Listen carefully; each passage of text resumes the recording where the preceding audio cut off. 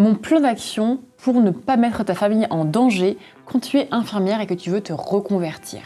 Bonjour à toi, bienvenue dans cette nouvelle vidéo.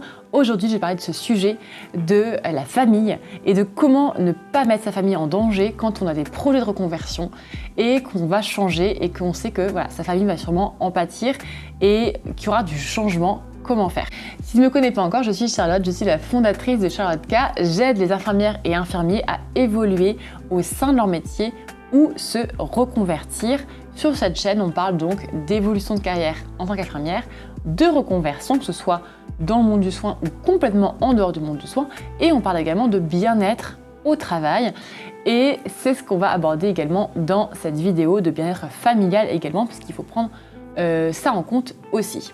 Si ce n'est pas encore fait, avant de commencer, je t'invite à cliquer en dessous sur le bouton rouge pour t'abonner à ma chaîne, puisque tous les matins, je te publie une nouvelle vidéo avec des astuces, conseils, informations de reconversion après infirmière ou d'évolution de carrière. Donc, et si ce n'est pas fait également, je t'invite à télécharger dans la barre de description le guide que je t'ai préparé pour t'aider à faire une introspection sur ta situation actuelle, un point sur ta situation professionnelle, et voir quelles sont les actions que tu peux mettre en place pour avoir déjà un premier pas, un premier changement, si en tout cas tu te poses des questions actuellement.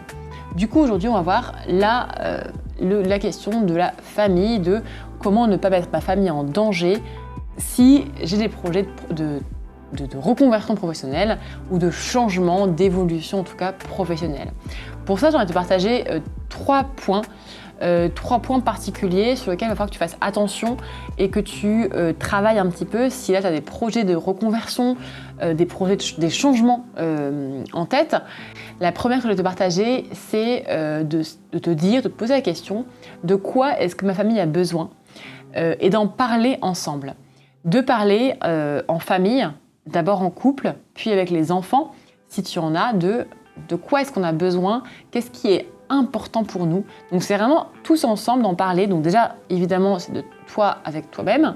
Ça, on l'avait déjà vu ensemble. Donc quels sont tes besoins, mais aussi quels sont les besoins de votre couple et quels sont les besoins de ta famille, si tu as aussi des enfants, pour savoir justement de quoi on a besoin, d'en parler ensemble, que chacune puisse s'exprimer sur le sujet et d'être à l'écoute justement des besoins de ta famille.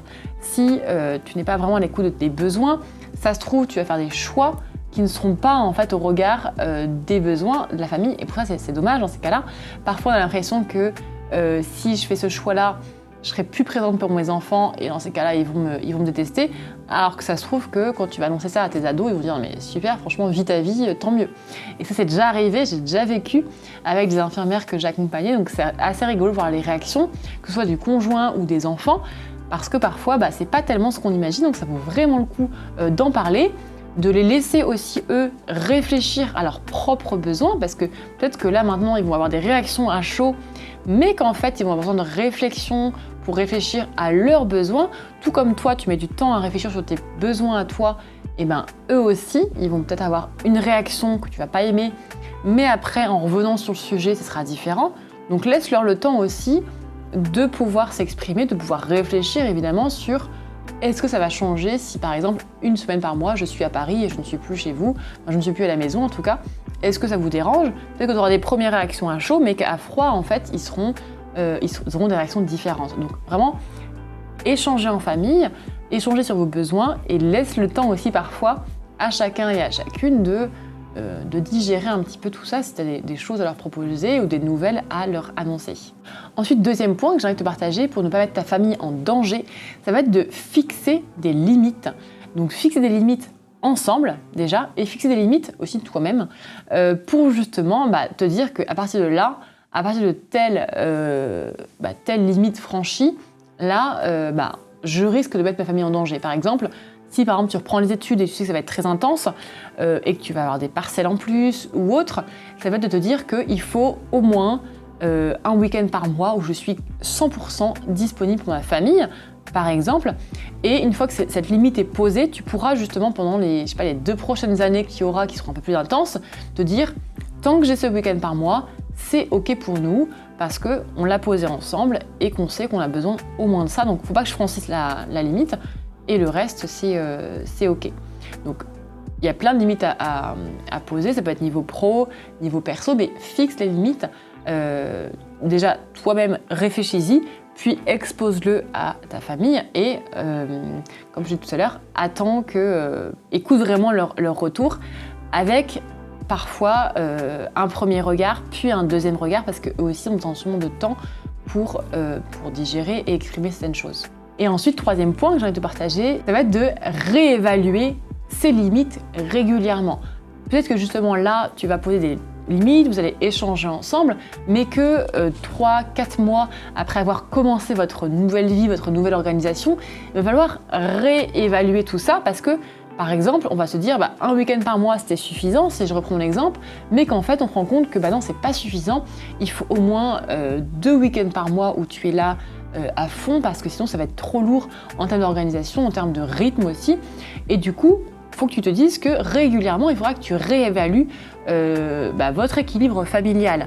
Donc l'idéal, je trouve, c'est tous les 3 mois minimum. Quand c'est plus intense, on peut aller jusqu'à 2 mois parce qu'il y a vraiment pas mal de choses qui vont sûrement changer. Donc tous les 2 mois, il faut que tu prévoies un point avec toi-même déjà, un point en couple et un point avec ta famille pour dire ok, est-ce que là, comment vous vous sentez par rapport à ça? Je suis moins présente, comment vous vous sentez? Par rapport au fait que maintenant le week-end je suis absente ou que je vais souvent en déplacement, comment vous vous sentez? Et de laisser encore une fois la parole à chacun pour que chacune puisse s'exprimer. Je trouve que c'est important justement de réévaluer régulièrement. Donc moi, 2 mois, c'est le minimum parce que s'il y a du changement, peut-être que l'hiver sera plus difficile à gérer, l'été sera peut-être plus fatigant également parce qu'il y a plein de choses qui se passent, mais voilà, réévalue souvent, régulièrement justement l'équilibre familial pour savoir si ton équilibre familial est en danger ou est-ce que ça tient la route et tu peux continuer comme ça.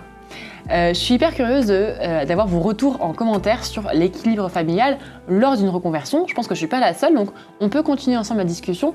Juste en dessous dans les commentaires, partagez-moi si vous êtes reconverti ou vous avez fait une évolution de carrière avec une famille et comment ça s'est passé, même par exemple au niveau du couple, comment vous êtes organisé. C'est hyper intéressant d'échanger toujours en toute bienveillance sur les différentes façons de faire de chacun et de chacune. Et je te retrouve du coup demain pour la prochaine vidéo. N'oublie pas de t'abonner juste en dessous en cliquant sur le bouton rouge avant de couper la vidéo pour avoir la notification de la vidéo de demain. Je te dis à très vite.